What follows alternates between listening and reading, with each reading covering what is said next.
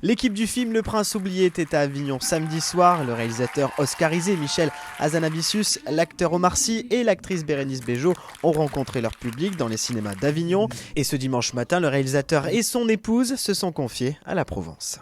Je suis très touché par l'idée de raconter des histoires. Alors, sans doute parce que c'est mon métier aussi, mais c'est vrai que je trouve ça très beau. Je trouve que c'est un cadeau de raconter une histoire. Moi, j'étais très content d'offrir un héros original, une histoire originale, justement, qui ne soit pas une franchise, qui ne soit pas l'exploitation d'une marque, etc. Je trouve ça beaucoup plus épanouissant pour moi d'inventer, si vous voulez, quelque chose, de créer quelque chose plutôt que d'exploiter quelque chose. Je me suis beaucoup appuyé sur le conte, c'est-à-dire comment on construit un conte, quelle est la structure d'un conte.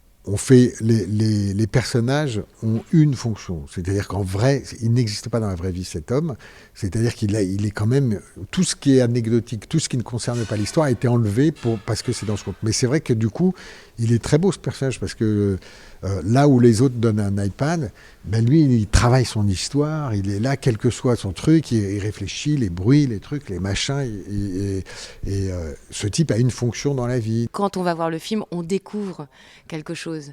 C'est vrai que le film là, Omar et moi, il y a plein de choses Omar, moi, tous les techniciens, on a découvert le film. Moi, je l'ai découvert petit à petit puisque j'ai vu plusieurs étapes. Mais jusqu'à il y a 3 semaines, quand le film était vraiment fini, les effets spéciaux, c'est énorme ce qu'il y a dans le film.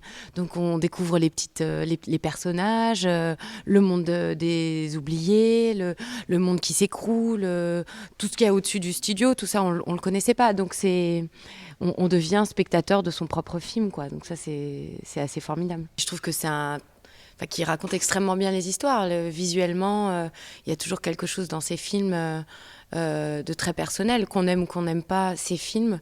Moi je les aime, mais il y a toujours une vraie proposition de cinéaste. Quand on a fait la tournée province, il y a un petit enfant qui prend la parole. Non, mais c'était rigolo. Et donc ce petit garçon, il prend la parole et il dit voilà, moi je voulais vous remercier. Enfin, il dit j'ai beaucoup aimé le film et en fait ça m'a donné envie de retourner dans mon enfance.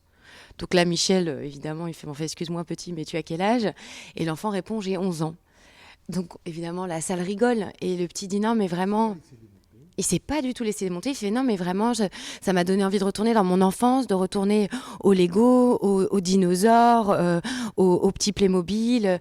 Et là, il commence à parler et il dit voilà, je pense que j'ai envie de lancer, je lance un appel à toute la salle, aux adolescents et aux enfants pour qu'ils retournent dans leur enfance. C'est vrai qu'on a tellement peur de l'ennui, on est tellement habitué à combler par ce petit objet.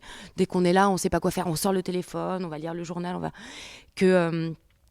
peut-être de réhabituer les enfants à s'ennuyer, leur permettre de recommencer à créer, imaginer et tout. Mais encore une fois, c'est vraiment pas moralisateur. Et puis, je suis pas pédopsychiatre, ni dans le film, ni dans la vie. Les tablettes, les téléphones, les jeux vidéo, tout ça, c'est génial. Mais comment on fait pour pas oublier le reste, quoi.